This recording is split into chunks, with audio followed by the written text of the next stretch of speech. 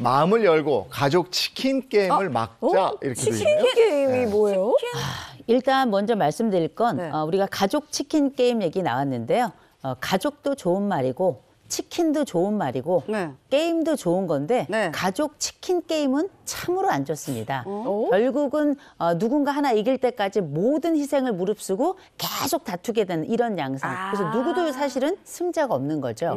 이런 게임을 가족들이 하게 되는 경우인데 사실 우리가 명절에 가능하면 하지 않아야 될 얘기가 뭔지 알고 있어서 그걸 피하면 제일 좋지만 만약에 그게 어려운 상황이라면 제일 먼저 말씀드리기는 먼저 마음을 묻는 이야기부터 시작해야 될 것 같습니다. 네. 문제를 해결하기 위한 과정이 아니라 마음을 먼저 묻는 말부터 시작을 해야 일단 저 사람이 내 얘기를 들을 준비가 돼 있구나. 나도 마음이 상대방이 어떤지 한번 살펴봐야 되겠구나. 이런 생각을 갖게 되거든요. 적어도 우리가 쌓인 감정을 바탕으로 문제를 이야기하게 되면 감정은 북받치고 문제는 해결되지 않는 양자를 다 잃어버리게 되는 결과가 나오기가 되게 좋은데 되게 그래서 어떤 문제를 가지고 해결해야 되겠다 싶은 생각을 우리가 명절에 가지고 모이잖아요. 그러면 머릿속으로 시뮬레이션을 합니다. 어떤 시뮬레이션을 하냐면 싸우는 시뮬레이션을 먼저 해요. 곧 싸움 연습을 하고 오게 되는 셈이죠. 그래서 먼저 말씀드리기는 어떤 문제를 해결해야 되겠다. 그게 하필 짧은 기간에 해야 되는 그 명절 과정이다.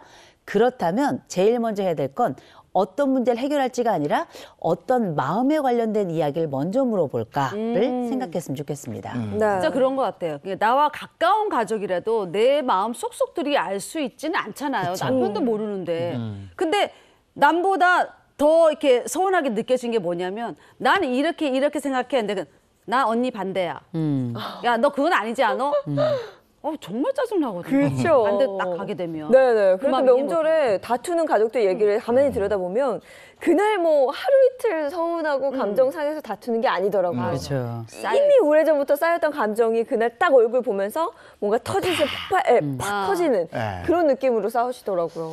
이제 간디가 이런 얘기를 했습니다. 솔직한 의견 차이는 발전하고 있다는 좋은 신호일 수 있다.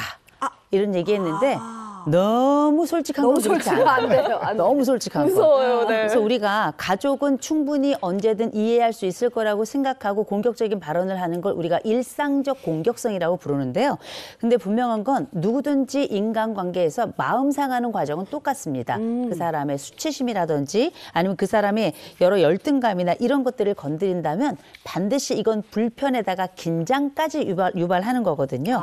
이렇게 불편한데 긴장까지 유발하고 상대를 전혀 고려하지 않으면서 수치심이나 열등감을 건드리게 되는 경우는 되게 이런 걸 우리가 내가 어떤 희생을 치르든지 간에 무조건 쟤는 이기고 말겠다. 이런 가족 치킨 게임 안으로 들어갈 수 있거든요.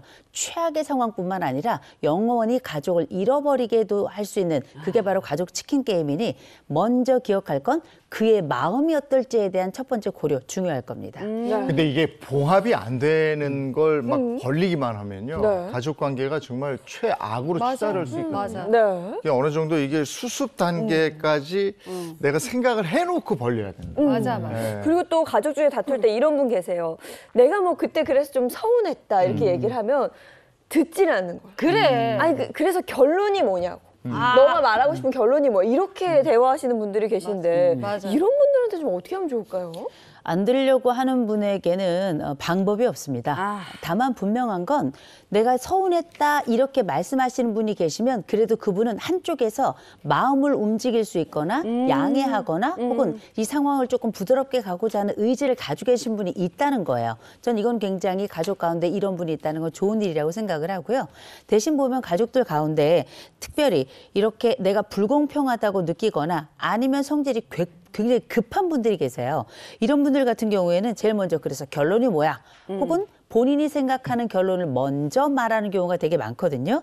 그럴 땐 사실 상황이 안 좋아질 수밖에 없는데 이럴 때 제일 좋은 방법 중에 하나는 뭔가 그 집안에서 모든 사람들이 가장 귀를 기울이는 신뢰도가 제일 높은 분이 있어요.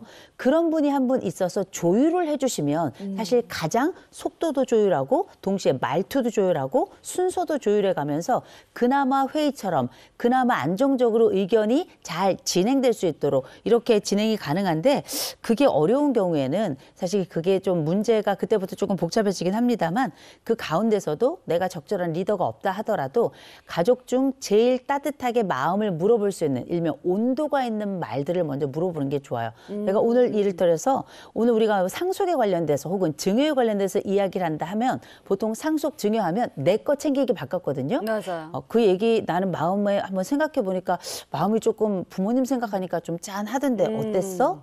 이런 이야기 정도라도 한번 물어보고 시작하면 시작할 때의 팽팽한 긴장도가 먼저 좀 낮아지겠죠. 네.